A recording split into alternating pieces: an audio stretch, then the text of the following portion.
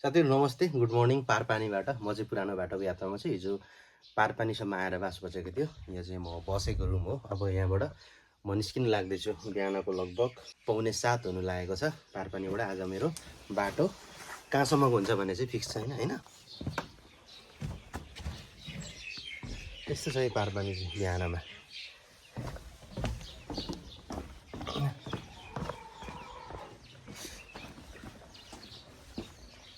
बाघले गाई खान्छ भन्नु त दाइ पर्तिर। कहिले कहिले खाएको? हिजो छाडी अघिल्लो दिन यतापट्टि।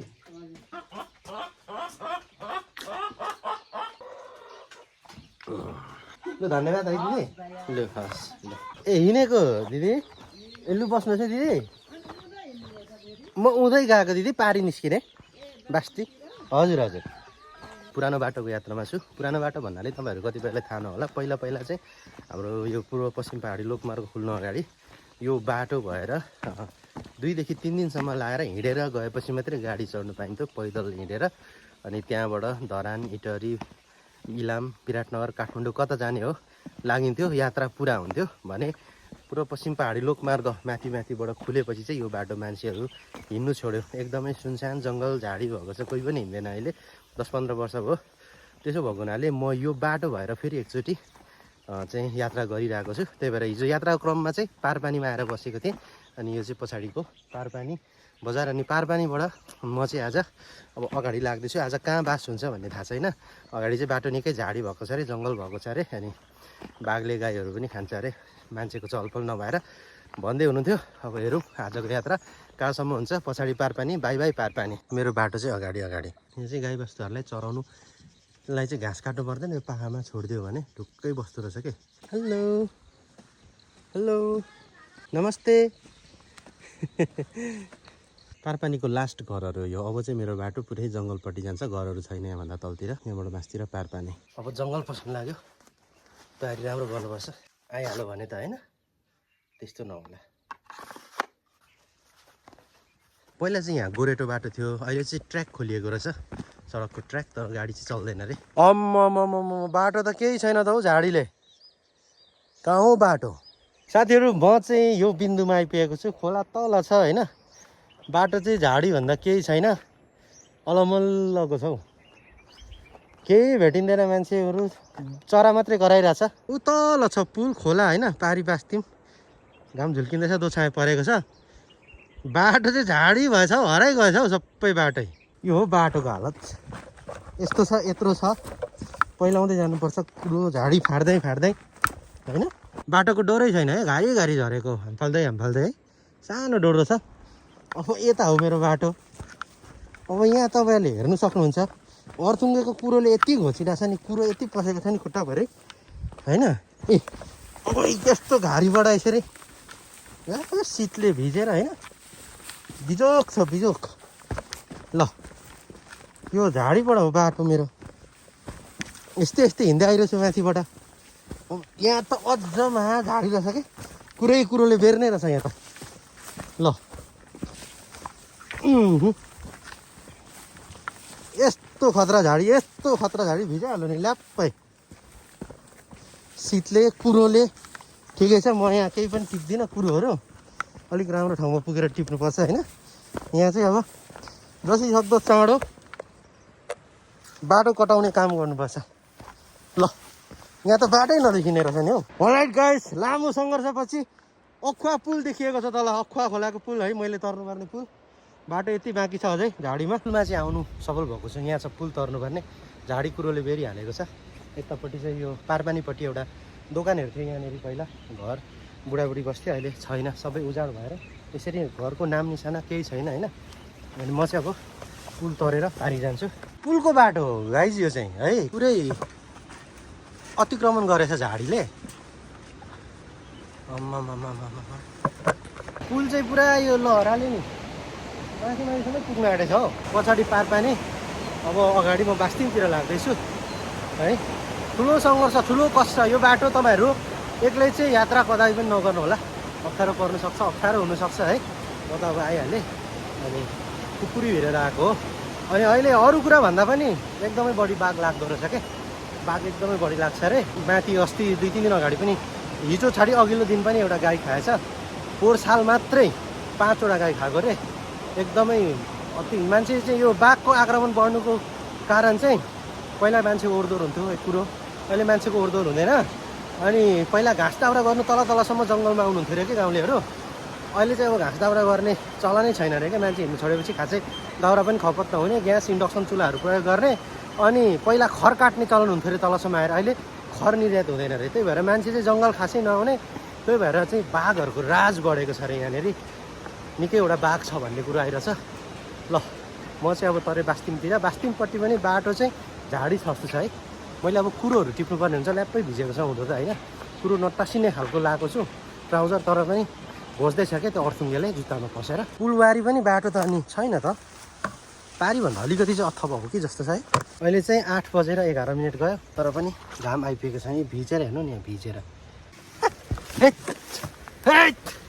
साथीहरू यो ठाउँ तपाईँहरूलाई याद छ? यहाँ अगाडि यहाँ एउटा घर थियो, पसल घर। यहाँ चाहिँ 5 रुपियाँको 1 कप स्क्वास पानी किनेर खानु पाइन्थ्यो। घरको अहिले नाम निशाना छैन है, झार उम्रेको छ। बास्तिमको फेदी अलिकति घडेरी चाहिँ रहेछ सम्मसम्म है। झाडी अझै मैले कति बेर हिँड्नुपर्ने हो। पर्खालहरू चाहिँ छ नि अलिअलि घरको होइन। खर चाहिन्छ भने काट्न आउनुहोस् है गाइस। खर मेरो बाटै ढाको, खरले बाटै देखिएन है। सानो फेपे हुँदै कुरोले चाराक्र चुरुक भोज्दैछ कता कता। पेन्ट भिजेर टाँसिएर उकालोमा पाइर छाल्नै गाह्रो भएको छ। त्यही माथि यो खरले घोजेर त्यो, तर मजा भइरहेछ चाहिँ होस् यार। एडभेन्चर भनेकै हो, एडभेन्चर यही हो, मजा हुन्छ एडभेन्चरमा। यति भएन भने खल्लो हुन्छ क्या। यतिको भिजेछ जुत्ता लुगा, भत्किएर बाटै छैन यार। रुख लडेछ त्यही माथि। सक्यो क्या बाटो फेरि छ, यत्रै त हो नि बाटो, हुने नै यत्रै त हो नि। यहाँ नाम निशाना छैन हो कहाँनिर गाउँ भेट्ने, कति बेला ठुलो बाटो निस्किने, ठुलो बाटो छ कि छैन, यस्तै यस्तैमा पुग्नुपर्ने हो त। हिले ठुलो सङ्घर्षपछि केही हदसम्म सहज बाटो आइपुगेको छु। के हो यो कुरो त सबै झरिसकेको छ, थर्केर देख्छ। भाँसिने छ कि यस्तो अर्थङ्गे खालको, खुट्टै चिलाउँदैन यार। कुन खालको कुरो हो यो? यो यहाँबाट फुत्त तानिन्छ नि, अर्को चाहिँ जोडिएर त्यहीँ रहेको हुन्छ क्या। यो चाहिँ यसरी अर्थङ्गेको चाहिँ यो रेन्ज हुन्छ। यो यस्तो तिखो हुन्छ नि, फुत्त क्रुस चाहिँ भनेर माथिबाट पक्रेर तानो, यो चाहिँ भित्र झन् गाडी आउँछ क्या। शीतको पानी हो यो भिजेको बाटोमा। बाटोको घरहरू प्राय रित्तो छ। चुनौतीपूर्ण अनि कठिन बाटो पार गर्दै म पारपानीबाट बास्तिम आइपुगेको छु। म उभिएको गाउँ चाहिँ बास्तिम हो नि। दिलमा भनेपछि त धेरै धन्यवाद दाइ, तपाईँले चाहिँ मलाई अब यो तिर्खा लागेको बेला दिनुभएको छ। धन्यवाद दाइ, मैले खाएँ है त। लु धन्यवाद है दाइ। मेरो मामाली गाउँ नि दिलबा हो नि त हो दाइ। अनि सोध्छु परशुराम हजुरबाकोतिर मित्र हजुरबा हुन्न, टिको लाउन गएको है हो। अहिले पो त बाटो हिँड्नु छोडियो तल है। हुन्छ तपाईँ जस्तो अब मान्छे व्यापारमा बस्ने हो। हजुर हजुर तर मलाई चाहिँ के लाग्छ भने गरे पनि हजुर यसो उकालोमा यसो सोच्ने व्यक्ति होइन दाइ, भयो बोल्टी खाइ भयो। ओह्रालो त्यसो भए यो यति 2 टका हुन्छ दाइ। ल धन्यवाद है दाइ। ल बास्तिम सुभाष लकन्द्री भन्छन्। ए तपाईँलाई सुभाष ए हजुर हजुर। कतिपय मनकारी मान्छेहरू भेटिन्छ होइन, उहाँले चिसो खाएर जानुहोस् भनेर चिसो खुवाउनु भयो। तल अघि एकजना दाइले खाना खाएर जानुहोस् भन्दै हुन्थ्यो। म मास्तिरै पुग्छु भने जे होस्, राम्रो मनको मान्छेहरू हुन्छ, दयालु मान्छेहरू हुन्छ गाउँघरमा। बास्तिम कालोको स्कुल विद्यार्थी सङ्ख्या कमै होला, चहल पहल कमै छ।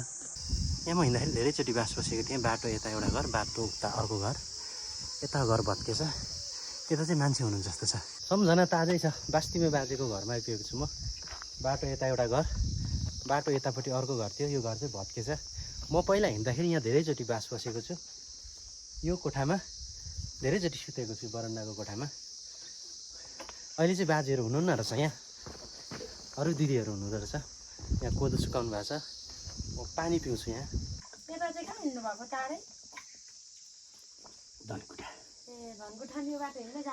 हजुर हजुर। बास्तिमको सिरान लले डाँडा है यो चाहिँ। यहाँबाट हो मेरो बाटो, तेर्सो गएर पर माने डाँडामा पुग्छ, त्यहाँबाट ओह्रालो झर्नुपर्छ। यहाँ थोरै देखिए पनि 1 घन्टा जति लाग्छ होला मलाई। पुरानो बाटोको यात्राको क्रममा म चाहिँ अहिले ठ्याक्कै माने डाँडामा आइपुगेको छु, खाजा खान लागेको छु। बाटोको नामो निशान चाहिँ एकदमै सानो छ के। म पहिला हिँडेको अनुमानको भरले मात्रै हिँडेको छु कि यता होला भनेर। पुरै हराइ गएको पहिलाको भन्दा बिल्कुलै परिवर्तन। थोरै ठाउँमा मात्रै पहिलाको जस्तो छ कि। अनुमानले मात्रै भए पनि अहिलेसम्म चाहिँ मैले बाटो सही नै पत्ता लगाइरहेको छु होइन। सही नै बाटो यो बारीको कान्ला झर्दैछु। भित्ता फिलिङ्गे होइन, यस्तो सानो छ नि त बाटो। पहिला पनि यो एरियामा त बारीको भित्ता यस्तै कान्लाबाटै थियो कि बाटो। माथिको भिर हेरेर अनुमान लगाउन सकिन्छ नि होइन। यताबाट आएको सट्ट यसरी रोड आइपुग्छ कि फेरि टक्क फेरि रोडलाई सट्टै छोडेर यस्तो झाडीबाट बाटो पहिलाउँदै हिँड्नुपर्छ। सिस्नु वरिपरि सिस्नु बढेर सिस्नुले कम्ती चिल्दै छैन, सिस्नु भएछ। ठाउँमा चाहिँ फेरि राम्रै छ है बाटो, यसरी आनन्दकै छ क्या ठाउँमा चाहिँ। त्यति बेलाको बाटोको पसल घरहरूको चाहिँ भग्नावशेष मात्रै छ क्या जहीँ पनि प्रायः। अनि यहाँबाट हात्तीढुङ्गा कति बेर पुगिन्छ? हात्तीढुङ्गा भनेको यहाँबाट अब 15-20 मिनट जति नै लाग्छ। हजुर। त्यसपछि अब तल समी कटेज जानुहुन्छ, त्यसपछि लाफे हो, अनि लाफेबाट पोखरी जानुपर्नेमा। तर अहिले चाहिँ बाटो एकदमसँगले घारी छ होइन। अनि त्यो घारी हुनाले चाहिँ अब त्यहाँबाट चाहिँ सर्टकट तपाईँले माथिबाटै जानुहुन्छ। म रोडै रोड हिँड्नुपर्छ हजुर। भनेपछि म समी कटेज र लाफेधारा छिर्नु सक्दिनँ गाडीले। गाडी म चाहिँ अहिले माने डाँडाबाट तलतिर सानो डुङ्गामा आइपुगेको छु। बाटोको बाटो पुज्दाखेरि चाहिँ यहाँबाट तलतिर म हात्तीढुङ्गा त पुग्नै लाग्यो होइन, छिटै पुग्छु। त्यहाँबाट चाहिँ रोडै रोड हिँड्नुपर्ने खालको कुरा आयो कि। त्यहाँबाट उँधो चाहिँ झाडी यस्तरी फैलेको छ अरे कि यस्तरी फैलेको छ अरे, झाडी छिचोल्नै सकिँदैन अरे कि। लाफेधारामा झाडीले गर्दा छिर्नै सकिँदैन। अहिले चाहिँ पुरै बन्दी भएर चाहिँ अहिले सर्टकट बाटो रोडै रोड घुम्न अहिले सजिलो हुन्छ। रोडै हिँड्नुपर्छ अहिले। फाइनली म चाहिँ हात्तीढुङ्गामा आइपुगेको छु है। हात्तीढुङ्गाबाट पनि अलिक तलको स्ट्यान्ड छ, त्यहाँबाट कोसीसम्म के भ्यू देखिन्छ क्या।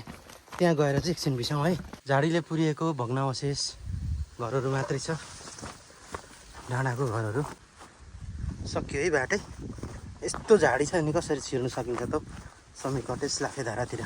माने डाँडाबाट तलतिर झरेर सानो डुङ्गा हुँदै अहिले हात्तीढुङ्गा एरियामा आइपुगेको छु। अनि यहाँ स्थानीयहरूलाई बुझ्दाखेरि समी कटेजसम्म मुस्किलले छिर्नु सकियो भने लाफेधारामा चाहिँ पटक्कै छिर्नै सकिँदैन, झाडी बढेको छ एकदमै। त्यहाँबाट चाहिँ तपाईँले जुनसुकै हालतमा पनि रोडको बाटो भएर हिँड्नुपर्छ भन्नुभयो। त्यो अनुसार म चाहिँ यहाँ समी कटेज छेउमा आएको छु। यहाँबाट अलिकति तल रोड छ, रोड भेटेपछि म रोडै रोड जान्छु। लाफेधारामा चाहिँ छिर्नु सक्ने स्थिति छँदै नै छैन, दुईपट्टिको झाडी आएर बाटै छैन अरे, पुरै ब्लक छ होइन। म त्यता हुँदी चाहिँ किन पस्नु खोजेको भन्दाखेरि पहिला यात्रा गर्दाखेरि यात्राको क्रममा बास धेरै बसिन्थ्यो के, कहिले लाफेधारा बसिन्थ्यो, कहिले समी कटेज बसिन्थ्यो। त्यो भएर कस्तो भएछ एकचोटि भन्ने खुल्दुलीले मात्रै जानु खोज्या हो होइन। तर उहाँहरूले भन्नुहुन्थ्यो समी कटेजमा पनि घरहरू सबै लडिसकेको छ, लाफेधाराको पनि घरहरू सबै लडिसकेको छ, केही छैन, समीको रुख मात्रै छ समी कटेजमा भन्नुभयो। त्यही भएर म समी कटेज छेउबाट चाहिँ रोडै रोड लाग्छु। अनि म तपाईँहरूलाई ब्याकग्राउन्डमा देखाउँछु अलिकति। तल छ अँधेरी घाट होइन, सडक देख्दै हुन्छ नि, सडक नागबेली भएर सडक यसरी गएको छ। अनि पहिलाको सर्टकट बाटो चाहिँ यो बिचको हो क्या। यस्तो झाडी छ नि, यस्तो झाडी छ, तपाईँहरूलाई यहाँ देखायो भने तपाईँले ठ्याक्कै चिन्नुहुन्छ। यो चौतारा भयो, यहाँ घरहरू भएको लडिसकेको छ, यो चौतारा भयो। म बिसाएको छु अहिले होइन। अनि यहाँनिर एउटा ढुङ्गा छ नि, उयो ढुङ्गा जुरी ढुङ्गा, यहाँ आएर खुब थकान मारिन्थ्यो नि त। यहाँबाट यहाँ आएपछि चाहिँ के हुन्थ्यो भने यहाँबाट तल घाटसम्मकै अरू नदीको दृश्यहरू देख्न पाइन्थ्यो। एक स्टेपको दृश्य हुन्थ्यो यहाँबाट भनेदेखि यहाँबाट उँभो लागेपछि फेरि यहाँबाट देखिने जस्तो दृश्य देखिँदैन कि, अर्कै दृश्य देखिन्छ। त्यही हिसाबले पनि यो डाँडामा चाहिँ हामी खुब बिसाउँथ्यौँ क्या आएर। त्यो हिसाबले यहाँ डाँडामा म बिसाइरहेको छु होइन। अब बिस्तारै म यहाँ झर्छु। तलतिर हेर्नुहोस् अलिकति झाडी यस्तो छ नि, यस्तो छ झाडी, बाटोको झाडी हो यो, लाफेधारामा झर्ने बाटोको झाडी हो क्या यो। उँधो झर्ने बाटो चाहिँ यो हो कि, यस्तो छ के। त्यही भएर सडकबाटै हिँड्नुपर्छ, बाटो त हराइ गएको छ। समी कटेजको समीको रुख चाहिँ अगाडिको हो, घर चाहिँ यहाँ लडेको छ। अनि बाटो चाहिँ यस्तो छ के, कसरी छिर्न सकिन्छ त यहाँ। म रोडै रोड हिँड्दैछु। अब सर्टकट बाटो हिँड्ने नभएपछि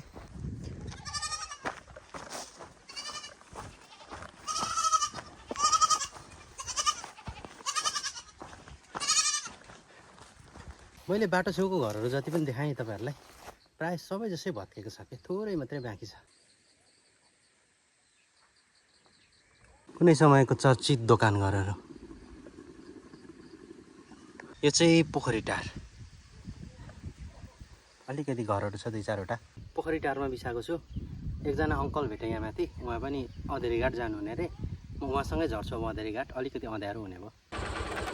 कोसीको माछा अँध्यारोमा पुगिने भयो अँधेरी घाट। रमाइलो छ यात्रा जोस्। अधेरी घाटमा एकजना दाईको पसल रहेछ, उहाँ मात्रै बस्नु हुँदो रहेछ। उहाँ चाहिँ एभोकाडो लिएर आउनु हुँदो रहेछ कामबाट। अब ठिकै भयो।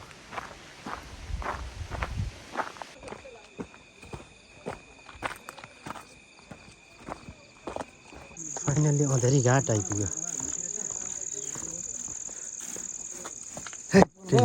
आइपुग्यो हजुर। आजको मेरो बास अधेरी घाटमै हुन्छ। अधेरी घाटमा चाहिँ 2टा होटेल रहेछ नि दिदी? एउटै हो? यहाँ एउटा होटेल, यहाँ एउटा होटेल छ। अनि अधेरी घाटको अरू कुरा चाहिँ भोलि बिहान उज्यालोमा हेरौँ। आज चाहिँ अब थकाइ लागेको छ, बिसाउँ। म यहाँ बस्दैछु। होटेल चाहिँ यहाँ हो, पहिलाको खालको पुरानो खालको होटेल छ। जोस् राम्रो छ, सुविधा दिइराख्नु भएको छ अहिलेसम्म पनि यहाँ।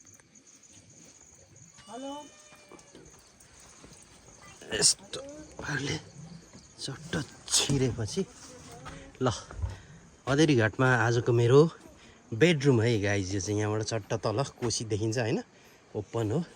अनि यो बेड, यो खाट चाहिँ मेरो हो आजलाई। म यहाँ राख्छु ब्यागहरू। कोसी बजेको सुनिँदैछ नि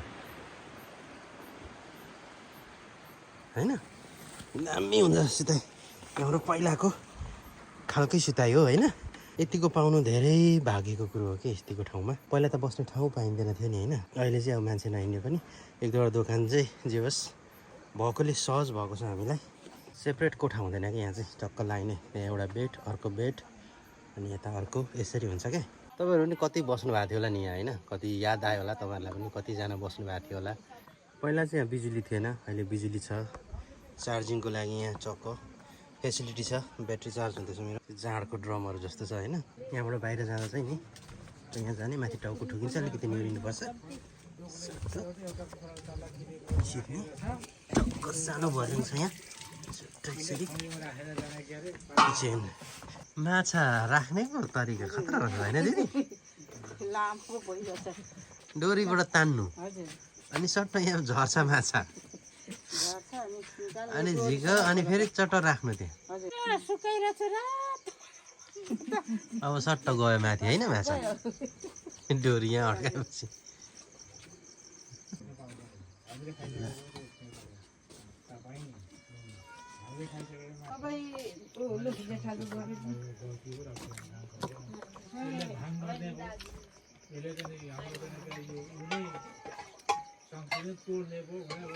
बुढाहरू त